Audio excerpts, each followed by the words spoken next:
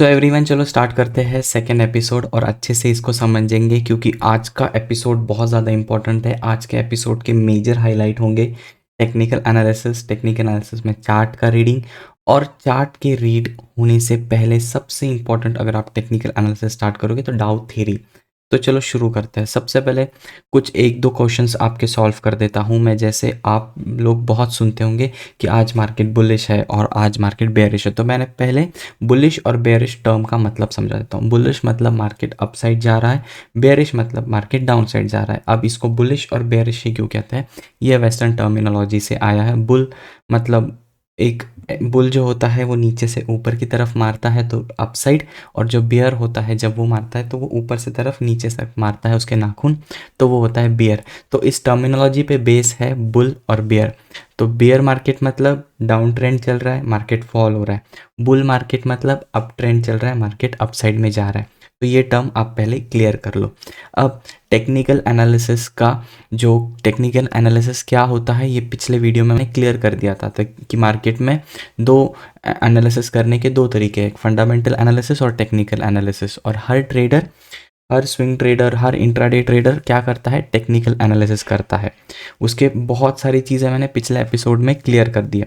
इस एपिसोड में हमें जो क्लियर करना है वो है कि टेक्निकल एनालिसिस पढ़ने की शुरुआत कहाँ से करें, क्योंकि टेक्निकल एनालिसिस से ही हमें आगे बढ़ना है।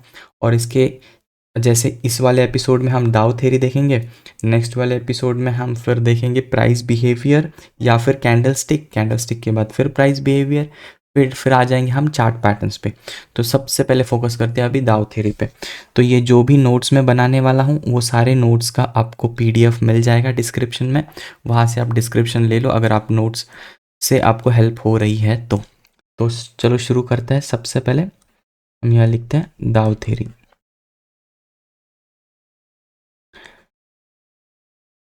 चार्ल्स दाव, मतलब ये चार्ल्स दाव एक इंसान है जिसने ये थ्योरी का इन्वेंट किया। जैसे साइंटिस्ट कैसे साइंस के फील्ड में इन्वेंट करते हैं, वैसे ही हमारी फील्ड में, स्टॉक मार्केट के फील्ड का, ये साइंटिस्ट पकड़ो जिसने एक थ्योरी इन्वेंट की थी। और उस थ्योरी के अकॉर्डिंग क्या है वो थ्योरी, वो आगे समझते हैं।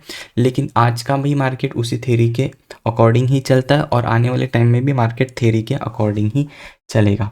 अब ये चार्ल्स दाव थी, उन्होंने ये तकरीबन 1900 में ये थ्योरी बनाई। तो सब बोलोगे आप यार इतनी पुरानी थ्योरी अब मार्केट में कैसे काम आएगी। यस, अभी भी मार्केट में उसी तरह काम आती है जैसे साइंस के बहुत सारे थ्योरीज जैसे आइंस्टाइन ने, न्यूटन ने दिए, जैसे वो काम करते हैं वैसे चार्ल्स दाव की ये थ्योरी भी काम करती है हमारे मार्केट में। तो चार्ल्स दाव ने जो थ्योरी में है ना, 6 इंपॉर्टेंट कैरेक्टरिस्टिक दिए हैं, 6 टेनेंट बोलते हैं आप उनको। और वो 6 के 6 टेनेंट आपको पता होना चाहिए एक ट्रेडर को, अगर वो टेक्निकल एनालिसिस से ट्रेडिंग कर रहा है। टेक्निकल एनालिसिस मतलब क्या, कोई भी बंदा जो सिर्फ चार्ट को देख के ट्रेडिंग कर रहा है सॉरी, उसको ये थ्योरी आनी ही चाहिए। क्योंकि इसकी शुरू, जो भी टेक्निकल एनालिसिस की शुरुआत ही पकड़ को लो, चार्ल्स दाव से होती है, जो कि है दाव थ्योरी। तो दाव थ्योरी के कितने एस्पेक्ट है, 6 एस्पेक्ट है। मैं फटाफट कवर करने की कोशिश करूंगा और ट्राई करूंगा आधे घंटे में आप सबको इसका फंडामेंटल क्लियर कर लूँ, क्योंकि इंटरनेट पे इसके बहुत सारे वेरिएशन है बट इन डिटेल नहीं है। तो आज हम इन डिटेल सीखेंगे कि चार्ल्स दाव की थ्योरी क्या है और उसके एक एक कैरेक्टरिस्टिक को आइडेंटिफाई करने की कोशिश करेंगे। सबसे पहले आता है मार्केट डिस्काउंट एवरीथिंग। क्या मतलब है इसका यार, मार्केट डिस्काउंट एवरीथिंग। अब जो भी हम स्टॉक मार्केट में देख रहे हैं प्राइस, जैसे फॉर एग्जांपल मैं बता देता हूँ, सपोज कर लो अब हमारा मार्केट यहाँ पर है। मार्केट मतलब क्या, निफ्टी मतलब क्या, प्रीवियस एपिसोड में बताया, जाके देख लो। 21,346 उसका करंट प्राइस चल रहा है। तो अगर मार्केट हमारा 21,000 रुपीज़ पे है तो ये मार्केट ने सारी चीज़ों को डिस्काउंट कर लिया है। डिस्काउंट का मतलब क्या है, डिस्काउंट फ्यूचर, प्रेजेंट और पास्ट, इन सारी चीज़ों की जो भी घटनाएं हो रही है इकोनॉमी में, जो भी ग्लोबल लेवल पे, इंडिया के लेवल पे चल रहा है, वो सारी चीज़ें ऑलरेडी रिफ्लेक्ट हो चुकी है स्टॉक मार्केट में। मतलब अगर फ्यूचर में कोई, नियर फ्यूचर में कुछ घटना हो रही है, मतलब कोई न्यूज़ है, कोई कंपनी की अर्निंग्स है, कोई आरबीआई की पॉलिसी है, जो भी है वो सारी चीज़ें हमारे स्टॉक मार्केट में ऑलरेडी रिफ्लेक्ट हो चुकी होती है। अगर हमारी इकोनॉमी का सपोज आईटी इंडस्ट्री ग्रो होने वाला है फ्यूचर में, तो ऑलरेडी आईटी इंडस्ट्री की ग्रोथ चार्ट में दिख जाएगी। उसी तरह इन्फ्लेशन है, इंटरेस्ट रेट है, बैंक्स के प्राइजेस जो प्रोडक्ट्स के बढ़ रहे हो जिसको हम इन्फ्लेशन कहते हैं, वो कंपनीज़ की अर्निंग है, वो सारी चीज़ें स्टॉक्स के जो चार्ट है, जो प्राइस है, उसमें ऑलरेडी रिफ्लेक्ट हो जाती है पहले से ही। ये चार्ल्स दाव की थ्योरी है। क्या ये सही है? Yes, it is absolutely correct. अभी देखो, उन्होंने वो थ्योरी बनाई है और उसके अकॉर्डिंग ही मार्केट चलता है, या फिर ऐसा बोलो मार्केट के अकॉर्डिंग उन्होंने वो थ्योरी बना के रखी है और जो हमको उस थ्योरी के अकॉर्डिंग ही काम करना है। इस थ्योरी में जो भी 6 एस्पेक्ट है, सारों को सारों हमें अप्लाई करके ही काम करना है। या फिर दिमाग में एक बेस क्लियर करो कि this is the base of everything we will learn from basic to advance. मतलब क्या है, जैसे आपको मैं एक एग्जांपल दे देता हूँ। अभी ये एग्जांपल मैं इसलिए आपको दे रहा हूँ क्योंकि ये बहुत ही ज़्यादा इम्पैक्ट रखता है। अब आ जाओ आप सब लोग यहाँ पर, ये वाला एक चार्ट है। थोड़ा मैं इसको मंथली में लेके चलता हूँ जिससे आपका क्लियर हो जाएगा। ओके, अब मैं आपको बताता हूँ हमारे पास कोविड कब आया था। कोविड आया था in the month of Feb और मार्च 2020, राइट। अब ये है कैंडल्स। अब इसका अगले वीडियो में मैं बता दूंगा आपको ना, बस इस तरह से देखना है कि ओके मार्केट। अभी तो आपके लिए सब क्लियर कर देता हूँ मैं। मार्केट देखो कितना ऊपर जा रहा था, उसके बाद मार्केट कहाँ से फॉल हुआ, दिसंबर 2019 से फॉल होना स्टार्ट हो गया, तो मार्च 2020 तक फॉल हुआ। इसका मतलब क्या है, ये फेज़ में कोविड हमारे इंडिया में आया था। अब आपको अगर अच्छे से पता होगा कि हमारे यहाँ पे लॉकडाउन ही मार्च से स्टार्ट हुआ था। मतलब हमारे यहाँ पे सबसे सीवियर कंडीशन कब थी इंडिया में? इंडिया में जो सबसे सीवियर कंडीशन थी वो थी अक्टूबर नवंबर 2020। लेकिन उस वक्त मार्केट तो ऑलरेडी बढ़ रहा था। मार्केट तो बस इस जो सीवियर कंडीशन आने के पहले ही फॉल हो गया। जितनी भी खराब सिचुएशन आनी थी हमारे इकोनॉमी में ड्यू टू कोविड, उसके पहले ही मार्केट फॉल हो गया। और जब चीज़ एक्चुअल में ख़राब चल रहा था तब मार्केट राइज हो रहा था। तो वो मार्केट क्यों राइज हो रहा था? फ्यूचर में अच्छा होने वाला था, इसलिए मार्केट ऑलरेडी उस चीज़ को डिस्काउंट कर चुका था। तो आप देखो उसके बाद से मार्केट हमारा कंटिन्यूस राइज हुआ। अगर आपको पता होगा कि सेकेंड वेव भी चल रही थी, सेकेंड वेव में भी मार्केट राइज ही हो रहा था। देयर वॉज, क्योंकि मार्केट ऑलरेडी डिस्काउंट कर लेता है कि फ्यूचर में कुछ ख़राब नहीं होने वाला है, तो अभी हम राइज हो जाते हैं। तो उससे मैंने आपको एक एग्जांपल दिया कि मार्केट फ्यूचर को भी डिस्काउंट कर लेता है। तो ये चीज़ आप ध्यान में रखो। जो भी इन्वेस्टर्स का जो भी फ्यूचर में, प्रेजेंट में, पास्ट में जो हो चुका है, उन सारी चीज़ों को अगर हमें जानना है तो हमें बस चार्ट से ही पता चल जाता है। तो ये था चार्ल्स दाव का सबसे पहला कैरेक्टर टेनेंट, जिसको बोलते हैं हम, कैरेक्टरिस्टिक बोल देंगे उनके थ्योरी का। तो उनके थ्योरी में उन्होंने और एक चीज़ कही है बहुत अच्छी, वो है एक ट्रेंड। अब मैं आ जाता हूँ ट्रेंड पे। ओके, उन्होंने क्या कहा था, ट्रेंड जो होती है ना मार्केट की, ट्रेंड हैव 3 टाइप्स। ट्रेंड, अभी ट्रेंड का मतलब आपको क्लियर कट होगा। अब जो भी चीज़ें ट्रेंडिंग, ये वर्ड इंग्लिश वर्ड है उसका, ट्रेंड का मतलब एक चीज़ जो अभी ट्रेंडिंग है। जैसे अभी हमारा जो मार्केट है वो कहाँ पर, अभी इस चीज़ से आप ये बता सकते हो, अरे ये कौन सी ट्रेंड चल रही है, this is up trend, right. Market ऊपर जा रहा है। या फिर आप इसको बोलते हो ये तो बुलिश मार्केट है सर, मार्केट कोविड के बाद से हमारा मार्केट कंटिन्यूसली बुलिश है। यस, तो ये अभी जो हमारे इसमें चार्ल्स दाव कहता है कि एक मार्केट को अगर आपको देखना है तो उसके 3 ट्रेंड्स होते हैं। जो मेजर ट्रेंड, एक होता है मेजर ट्रेंड जिसको हम प्राइमरी ट्रेंड कहते हैं। ओके, अब जो 3 ट्रेंड होते हैं, पहले मैं 3 ट्रेंड का आपको एक फेज बता देता हूँ। एक होता है अप ट्रेंड। अप ट्रेंड में ही दूसरा ट्रेंड आ जाता है जिसको हम बोलते हैं सेकेंडरी ट्रेंड। अप ट्रेंड को अपन आप एक समझ लो, अप ट्रेंड एक ट्रेंड है प्राइमरी। ओके, इसको अभी अपन क्या करते हैं, ऐसे ऐसे डिफाइन करते हैं। First trend is primary, second trend is secondary, third is minor. 3 trend है, क्लियर। 3 ट्रेंड क्या कहा मैंने, प्राइमरी, सेकेंडरी और माइनर। अब जो प्राइमरी ट्रेंड होता है उसका ड्यूरेशन होता है 1 साल से ज़्यादा। जो सेकेंडरी ट्रेंड होता है उसका ड्यूरेशन हो सकता है 1 मंथ से लेके 1 साल तक। ये हो गया सेकेंडरी ट्रेंड का ड्यूरेशन। और जो थर्ड ट्रेंड होता है उसका ड्यूरेशन हो जाएगा फिर आपका पकड़ लो 2 से 3 दिन से लेके 1 मंथ के अंदर। ये होता है माइनर ट्रेंड, 1 मंथ भी या 2 से 3 हफ्ते।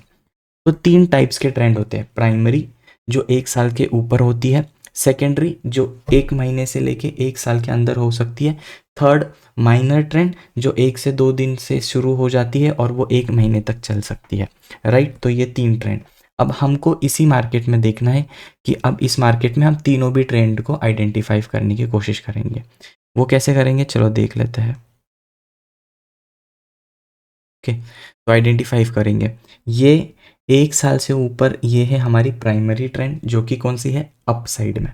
उसी में आ जाती है अभी सेकेंडरी ट्रेंड। अभी सेकेंडरी ट्रेंड क्या, अब अगर प्राइमरी ट्रेंड अपसाइड है तो सेकेंडरी ट्रेंड भी अपसाइड होगी होगी नहीं।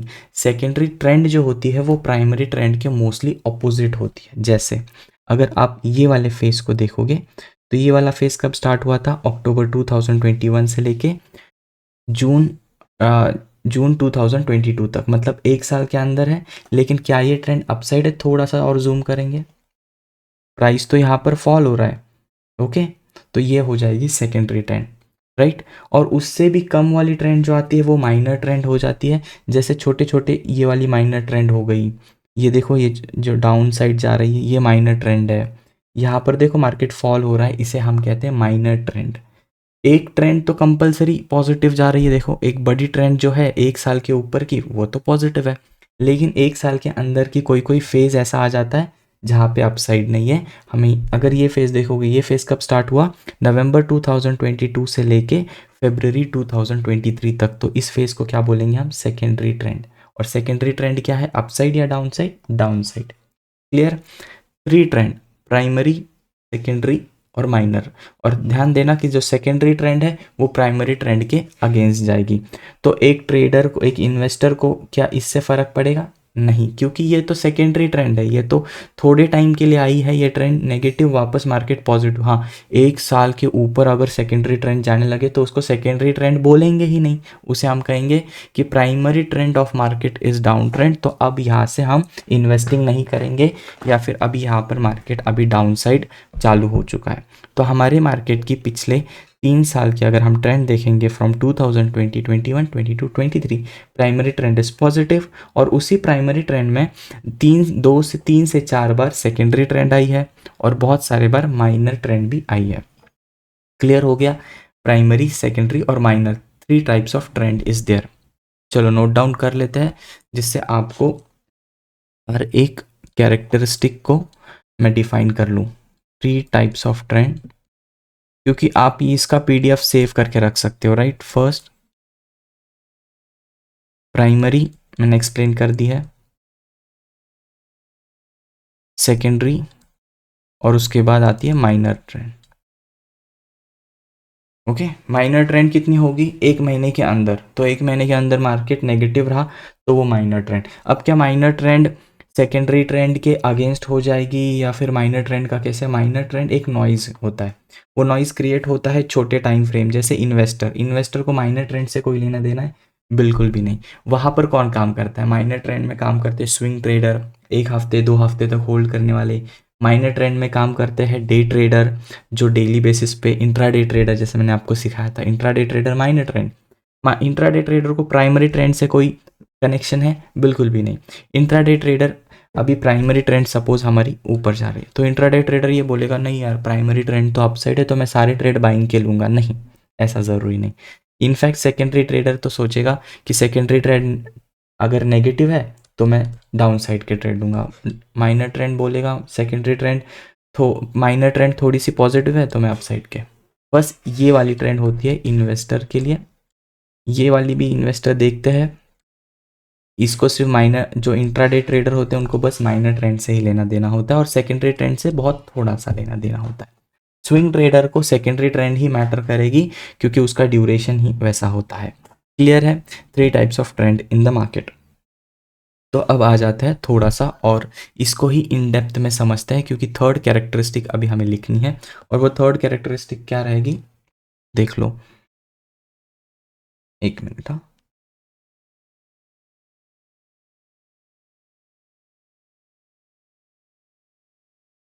Trend have 3 phases.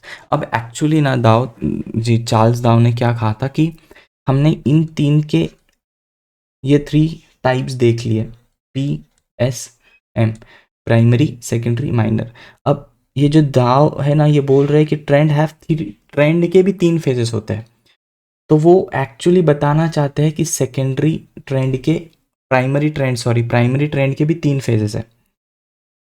प्राइमरी जो ट्रेंड चलता है ना उसके भी 3 फेजेस होते हैं।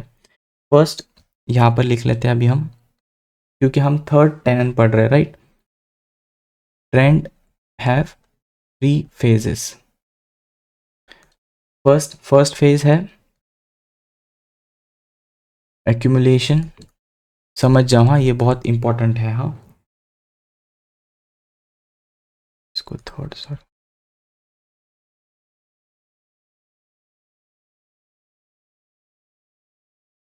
इसको मैं थोड़ा एम्प्टी रखता हूँ क्योंकि अभी मुझे आपको बहुत ही इंपॉर्टेंट कुछ चीज़ सिखानी है, या फिर मैं लिख के रखता हूँ, आपको थोड़ा सा समझेगा नहीं, इससे आपके बहुत सारे डाउट क्लियर हो जाएंगे। पार्टिसिपेशन वाला, ओके, इससे बहुत सारे डाउट क्लियर हो जाएंगे कि ये फेज़ एक्चुअल में होता क्या है। चलो अभी वापस चार्ट के पास डालते हैं।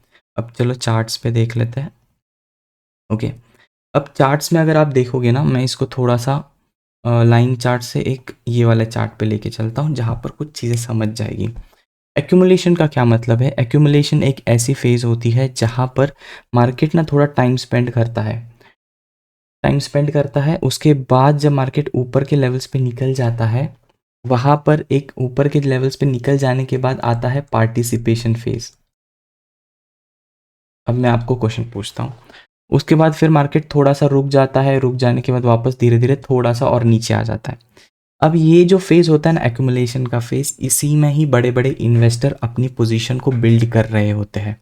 और एक बार मार्केट इस एक्यूमुलेशन फेज से ऊपर निकल जाता है तो एक रिटेल पब्लिक, हमारे जैसे पब्लिक को पता चलता है कि मार्केट भाग रहा है, मार्केट अप ट्रेंड में जा रहा है, तो हम उस फोर्स को और ज़्यादा प्रेशर क्रिएट करते हैं हमारे इन्वेस्ट करके। मतलब हम लोग कब इन्वेस्ट करते हैं, एक रिटेल पब्लिक जो नॉर्मल रिटेल ट्रेडर होते हैं हमारे जैसे, वो पार्टिसिपेशन फेज में इन्वेस्ट करते हैं और एक्यूमुलेशन फेज में आते हैं इन्वेस्टर। ये फेज़ को भी मैं बता देता हूँ कौन सा होता है। जैसे फॉर एग्जांपल अब हमारा मार्केट इस लेवल्स पे चल रहा है, इसको मैं थोड़ा और लेके चलता हूँ आपके लिए, कुछ दिखाता हूँ मैं आपको। क्लियर है? 1 मिनट रुकना, बस 1 मिनट, ओके। अब मैं आपको एक्यूमुलेशन फेस डिस और सिखाना है मुझे, राइट, ओके। अब यहाँ देखना, हाँ आपको मैं बता देता हूँ। ये देखो, ये जो मार्केट दिख रहा है आपको, दिस इज एक्यूमुलेशन फेज। इसमें मार्केट ने क्या किया, मार्केट ने टाइम स्पेंड किया। आप सर ऐसा क्यों बता सकते हो कि इसमें बायर इन्वेस्टर आए होंगे? अगर बायर और इन्वेस्टर नहीं आते तो प्राइस इतना अपसाइड में वापस ब्रेकआउट नहीं देता, मतलब प्राइस ऊपर नहीं जाता, प्राइस नीचे जाता अगर बायर नहीं आते। तो वेरी सिंपल, बाइंग का प्रेशर क्रिएट होगा तब प्राइस और ऊपर जाएगी, डिमांड का प्रेशर क्रिएट होगा तब प्राइस ऊपर जाएगी। जैसे मैंने पिछले वीडियो में कहा था, प्राइस जब ऊपर निकल जाती है तो ये वाला जो फेज़ होता है, ये फेज़ होता है पार्टिसिपेशन। मतलब एक ऐसा फेज़ जो प्राइस को और ऊपर लेके जाता है।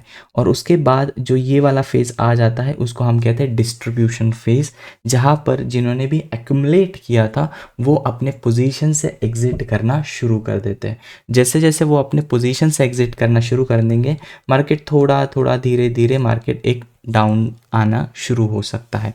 तो ये याद रखना, एक्यूमुलेशन, पार्टिसिपेशन में मार्केट के एक्सटर्नल फोर्सेस हमारे जैसे नॉर्मल पब्लिक आएगी और प्राइस को और ऊपर लेके जाएगी। उसका बेनिफिट किसको मिलेगा? जिसने यहाँ पर बाइंग की है उसको। फिर मार्केट धीरे धीरे प्रॉफिट बुकिंग करेगा, क्योंकि जिन्होंने इस लेवल्स पे बाइंग किया उन्होंने कुछ ना कुछ तो सेल करना ही होगा, उनके पास कुछ न्यूज़ होगी, वॉट एवर द फैक्टर में भी, कोई भी फैक्टर हो, वो जब सेल करेंगे तो प्राइस थोड़ा डिस्ट्रीब्यूशन फेज में जाएगा, प्राइस वापस धीरे धीरे एक्यूमुलेट होगी। लेकिन एक्यूमुलेट होने के बाद इस बार क्या हुआ, एक प्राइस में एक डाउन ट्रेंड स्टार्ट हुआ। तो ये कौन, यहाँ पर कौन आए, पार्टिसिपेंट आए। लेकिन प्राइस ने क्या किया, यहाँ पर वापस हॉल्ट किया। हॉल्ट करने के बाद प्राइस रुका, वापस यहाँ पर एक एक्यूमुलेशन फेज बना, पार्टिसिपेशन वाला फेज बना और अब हम वापस एक डिस्ट्रीब्यूशन फेज में जा सकते हैं। तो ये है हमारे मार्केट के 3 फेज। मतलब प्राइमरी मार्केट, अभी ये जो पूरा यहाँ से लेके यहाँ तक 2023 से लेके कब तक है, ये दिसंबर तक 2 महीने। अब ये प्राइमरी ट्रेंड के ही 3 फेजेस मैंने छोटे टाइम फ्रेम में आपको एक्सप्लेन कर दिए कि 3 फेजेस कौन से होते हैं। एक्यूमुलेशन, जैसे फॉर एग्जांपल आप यहाँ देखो, एक्यूमुलेशन, पार्टिसिपेशन, फिर वापस एक्यूमुलेशन, फिर वापस पार्टिसिपेशन, फिर धीरे धीरे डिस्ट्रीब्यूशन। क्लियर है? तो ये है 3 phase of primary trend. Okay, अब आ जाते हैं चार्ल्स डाउ के 4th कैरेक्टरिस्टिक पे। यहां लिखते हैं स्टॉक, रुक जाओ, stock market averages must confirm each other. Okay, इसका मतलब क्या है? हमारे मार्केट में ना एक है निफ्टी, एक होता है बैंक निफ्टी। अब ये 2 इंडेक्स है, जैसे मैंने पिछले सेशन में आपको समझाया था इंडेक्स का क्या मतलब होता है। जो हमारा एनएससी है उसका है निफ्टी, बीएससी है उसका है सेंसेक्स, आपको अगर याद होगा तो। उसी तरह जब मैंने कहा था कि एनएससी के जो टॉप 50 स्टॉक्स है उससे बनता है निफ्टी, उसी तरह जो टॉप बैंकिंग स्टॉक्स है उससे बनता है बैंक निफ्टी। तो वो बैंक निफ्टी भी एक इंडेक्स है और उसका भी एक एवरेज निकलता है। जैसे अब अगर अभी हम देखेंगे यहाँ पर तो आपको दिख जाएगा जो निफ्टी है, निफ्टी देख, निफ्टी का प्राइस क्या चल रहा है 21,350, ये एवरेज है 50 स्टॉक्स का। उसी तरह बैंक निफ्टी में बैंकिंग स्टॉक्स है और उनका एवरेज कितना आता है 47,491। तो ये हो गए दोनों भी इंडेक्स। और उसके उसके साथ ही आता है CNX फाइनेंस, इसमें फाइनेंस के कुछ स्टॉक्स है। क्लियर है? उसी तरह आईटी के स्टॉक्स का भी एक एवरेज इंडेक्स बन के आता है, सबके इंडेक्स बन के आते हैं एवरेज करके। मेजर इंडिया में चलते हैं निफ्टी, बैंक निफ्टी, और ये आपके दिखाया जो CNX फाइनेंस, उसमें भी मिड कैप का भी बन जाता है कि मिड कैप का भी, जो मिड कैप में जो स्टॉक्स होंगे उनका भी जो एवरेज है उनको मिड कैप का इंडेक्स बोलते हैं। तो दाव क्या कहना चाहते हैं, आप इंडेक्स बनाओ कोई प्रॉब्लम नहीं, लेकिन मार्केट की ट्रेंड तब डिसाइड होगी जब सारे भी इंडेक्स एक साथ एक ट्रेंड को फॉलो करेंगे, तभी वो मार्केट की ट्रेंड डिसाइड हो सकती है। जैसे फॉर एग्जांपल उन्होंने क्या कहा कि जो सारे इंडेक्स है ना वो अपने एवरेज एवरेज के पास आएंगे या फिर एक जैसे ही बिहेव करेंगे। फॉर एग्जांपल अगर मैं आपको बोलूँ कि देखो हमारा निफ्टी जा रहा है और हमारा बैंक निफ्टी उधर ही रुका है, क्या इसको मार्केट में अप ट्रेंड माना जाएगा? बिल्कुल भी नहीं। एज पर चार्ल्स दाव वो कहते हैं कि एक फेज आता है जब सारे इंडेक्स एक ही ट्रेंड में चलने लग जाए। मतलब अगर निफ्टी ऊपर जा रहा है और बैंक निफ्टी रुका है तो डेफिनेटली बैंक निफ्टी भी निफ्टी के जैसे ट्रैवल करना शुरू कर देगा। अगर बैंक निफ्टी भाग रहा है तो बैंक निफ्टी भी भागेगा। अगर सिर्फ बैंक निफ्टी भाग रहा है, निफ्टी रुका है, तो निफ्टी भी बैंक निफ्टी के जैसे भागना चाहिए एज पर चार्ल्स दाव। और क्या ये होता है? यस, मैं उसका एग्जाम्पल तुरंत आपको अभी क्लियर कर देता हूँ कि ये 4th कैरेक्टरिस्टिक चार्ल्स दाव की क्या कहती है। आप देख सकते हो यहाँ पर ये है निफ्टी का चार्ट। निफ्टी का चार्ट देखो कितना स्मूथ गया, उसके बाद थोड़ा सा अभी पॉज लिया है। उसी जगह पे बैंक निफ्टी का चार्ट लो, अब देखो बैंक निफ्टी का चार्ट सेम निफ्टी की तरह गया, वापस बैंक निफ्टी ने भी पॉज लिया। इसका मतलब चार्ल्स दाव का जो 4th टेनेंट है वो एग्जैक्टली यही कहता है कि जो भी इंडेक्स होते हैं मेजर इंडेक्स, वो एक दूसरे के जैसा ही बिहेव करते हैं। अगर नहीं कर रहे हैं इसका मतलब मार्केट में कुछ तो गड़बड़ है। क्लियर हो गया? ये बहुत ही सिंपल टेनेंट था चार्ल्स दाव का। अब आ जाते हैं जो थोड़ा इम्पोर्टेंट है और बहुत काम आएगा आपको, वो है trends are confirmed by volume. अब वॉल्यूम क्या होता है? वॉल्यूम मतलब आपको, अगर आपने सुना होगा और इसका वॉल्यूम ज़्यादा है इसका वॉल्यूम कम है, वॉल्यूम का मतलब है उस एंटायर स्टॉक्स में कितने बायर और सेलर है। बायर और सेलर मिला के बनता है वॉल्यूम, सिर्फ बायर से नहीं बनता, सिर्फ सेलर से नहीं बनता, बायर और सेलर। फॉर एग्जांपल दे देता हूँ मैं आपको, सपोज कर लो ये एक स्टॉक है रिलायंस। अब ये अच्छे से समझना, ये स्टॉक है हिंडाल्को, आपने सुना होगा, नहीं सुना होगा तो मैं इसका एग्जांपल चेंज करके टाटा कर लेता हूँ। और ये एक स्टॉक है महिंद्रा। अब इन सब का नाम तो आपने डेफिनेटली सुना। अब अगर आप देख रहे हो कि रिलायंस का स्टॉक जा रहा है एज पर चाल दाव, थोड़ा ऊपर थोड़ा नीचे होके प्रॉपर जा रहा है, ओके, और इसमें जो वॉल्यूम, एवरेज वॉल्यूम निकल के आ रहा है इस पूरे फेज में, वो आ रहा है, पकड़ के चलो 10 लाख, ओके, आप कैसे भी लिख सकते हो। और टाटा के भी शेयर्स ऊपर ऊपर जा रहा है और इसका वॉल्यूम निकल के आ रहा है 5 लाख। महिंद्रा का शेयर जा रहा है, इसका वॉल्यूम निकल के आ रहा है 2 लाख। तो अब सबसे ज़्यादा वॉल्यूम किस में है? रिलायंस में, ओके। वॉल्यूम, वॉल्यूम मतलब सबसे ज़्यादा बायर और सेलर की इसमें ज़्यादा कौन से स्टॉक में इंटरेस्टेड है? रिलायंस के स्टॉक में।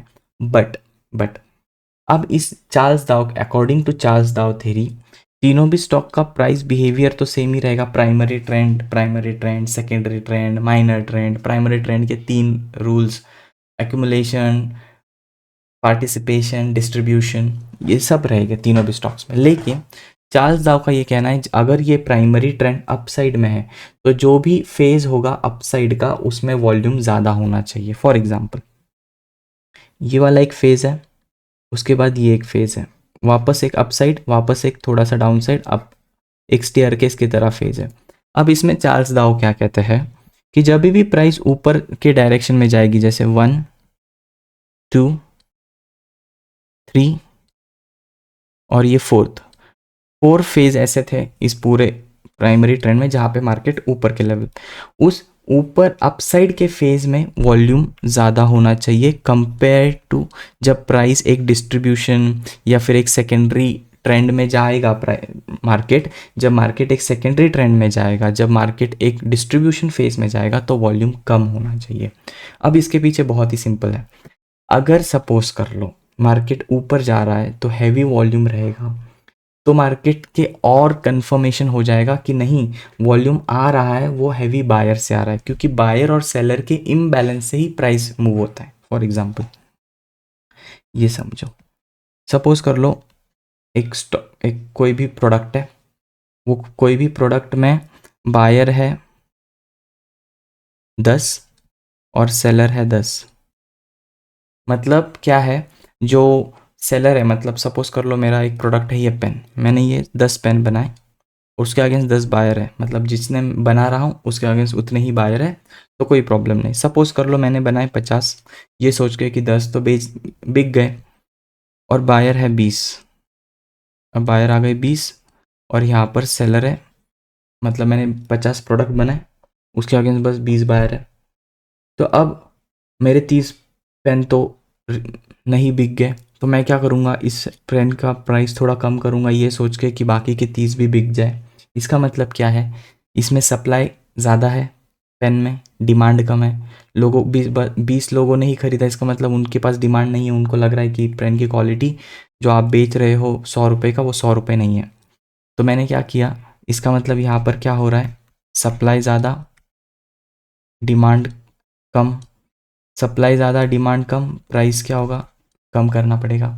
उसी जगह मैंने सोचा चलो यार 10 पेन तो बिक गए, 50 पेन बेच वापस बनाता हूँ, 50 के 50 बिक जाएंगे। सामने आपका ऑर्डर आ गया 100 पेन का, आपके रिटेलर ने बोला नहीं हमें 100 पेन चाहिए, आप हमने बनाए 50, बन ऑर्डर आया 100 का।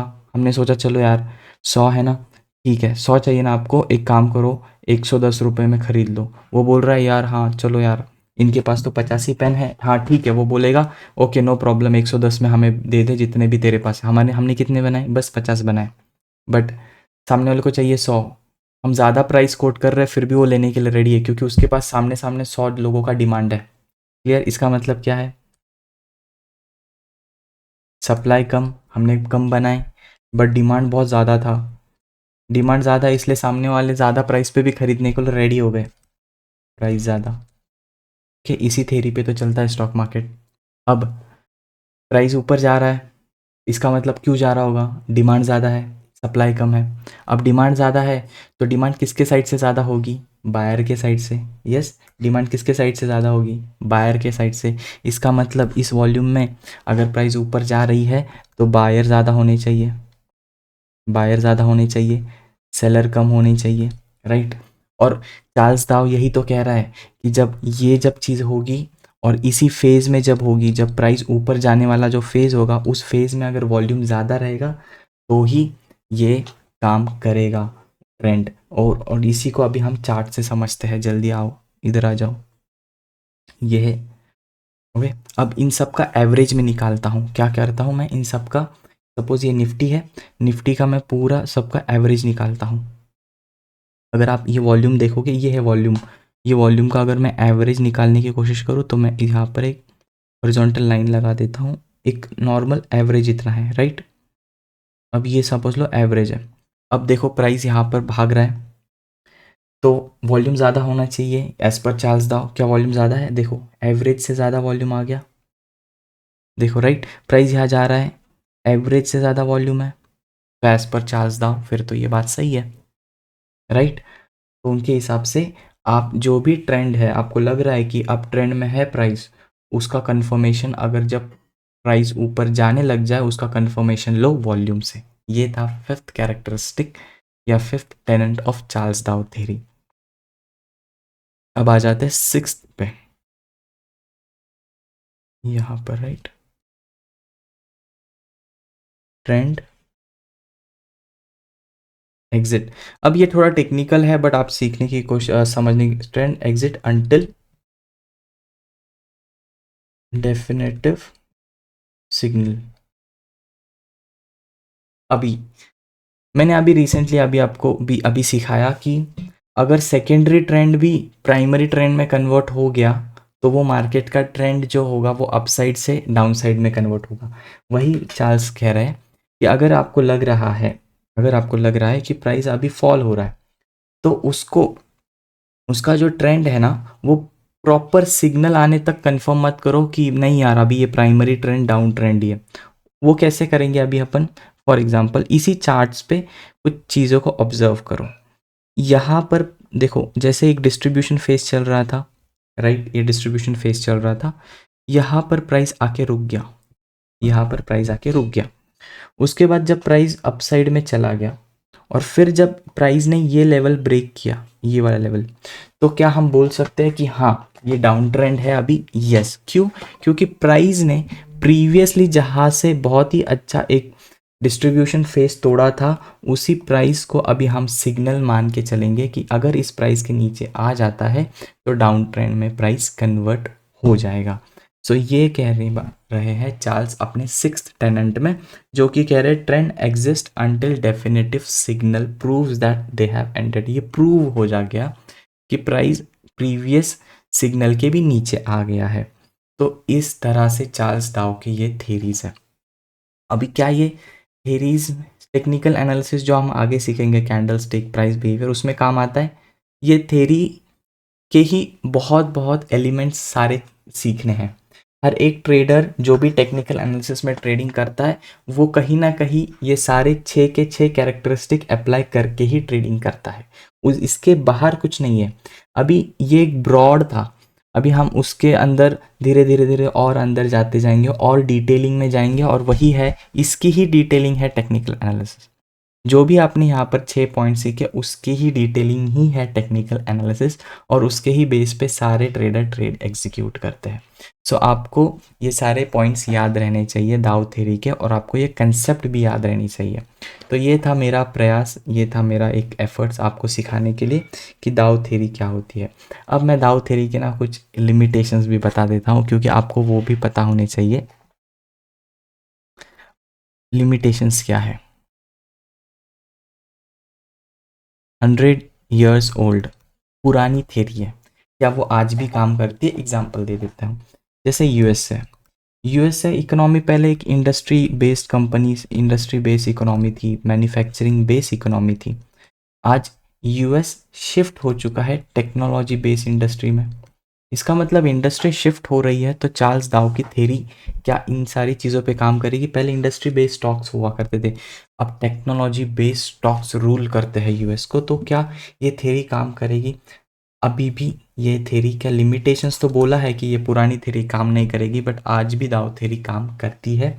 इन लिमिटेशंस है उसके बावजूद भी काम करती है। ये लिमिटेशंस जो है ये बुकिश लिमिटेशन है, इसलिए मुझे आपको बताना ज़रूरी है। और सेकंड जो लिमिटेशंस है, हाँ, वो एक्चुअली लिमिटेशंस है। The market is efficient. इसका मतलब क्या है? एज पर दाव, दाव का क्या मतलब है कि अगर प्राइमरी ट्रेंड है तो तुमको उतने ही रिटर्न मिलेंगे एज पर मार्केट। लेकिन 100 साल के बाद जब दाव थ्योरी बनाई, दाव थ्योरी के बाद बहुत सारे इन्वेस्टर ऐसे आए जिन्होंने अपने रिटर्न्स को बीट किया है, मार्केट को बीट किया है। कैसे? जैसे आप पकड़ लो वॉरेन बफेट। ओके, मान के चलो पिछले 30 साल में, मान के चलो पिछले 30 साल में मार्केट ने on an average yearly return दिया है 10%। उसी जगह पे वॉरेन बफेट ने ऑन एन ईयरली रिटर्न निकाला है 20% या उससे भी ज़्यादा। ये एग्जाम्पल के लिए, ऐसे बहुत सारे इन्वेस्टर है। तो चार्ल्स दाव के हिसाब से मार्केट एक एफिशिएंट है, मतलब आप उतने ही पैसे कमा सकते हो जितना मार्केट ऊपर जाएगा। बट कुछ इन्वेस्टर ने उससे भी ज़्यादा कमाया, मार्केट से भी ज़्यादा, और वो था उनके स्टॉक सिलेक्शन की स्किल से। उन्होंने कुछ स्टॉक ऐसे सिलेक्ट किए जो मार्केट को बीट कर रहे हैं। फॉर एग्जाम्पल, अगर हमारा निफ्टी ईयर ऑन ईयर 10% की ग्रोथ देता है, तो अगर आपने कोई ऐसा स्टॉक ढूंढा है, सपोज निफ्टी पिछले 20 साल से 10% का रिटर्न दे रहा है ईयर, हर साल, आपने ऐसा स्टॉक ढूंढा है जो हर साल 20% रिटर्न दे रहा है पिछले 20 साल से। इसका मतलब क्या है? आपने का जो इन्वेस्टमेंट है वो आपने मार्केट को भी बीट कर लिया। तो ये है एक लिमिटेशन दाव थ्योरी का। दाव थ्योरी बोलता है जितना मार्केट में रिटर्न आएगा उतना ही आपका रिटर्न आएगा एज पर ट्रेंड। बट नहीं, ऐसा नहीं है। स्टॉक्स में बहुत पैसा बनाया जा सकता है, मार्केट को बीट किया जा सकता है, और वो प्रूव हो चुका है by most of the investor जो आज के डेट में सक्सेसफुल है। तो ये था एंटायर सेशन ऑफ दाव थ्योरी। आई होप आपको इससे कुछ सीखने मिला होगा। अगले सेशन में हम कंटिन्यू करेंगे कैंडल स्टिक के इस पैटर्न के साथ। क्या पैटर्न नहीं, सिर्फ कैंडल स्टिक के साथ। बहुत इंपॉर्टेंट सेशन रहेगा क्योंकि उसके बाद फिर मुझे प्राइस के साथ कंटिन्यू करना है आपको। Thank you all for giving your time and watching this video.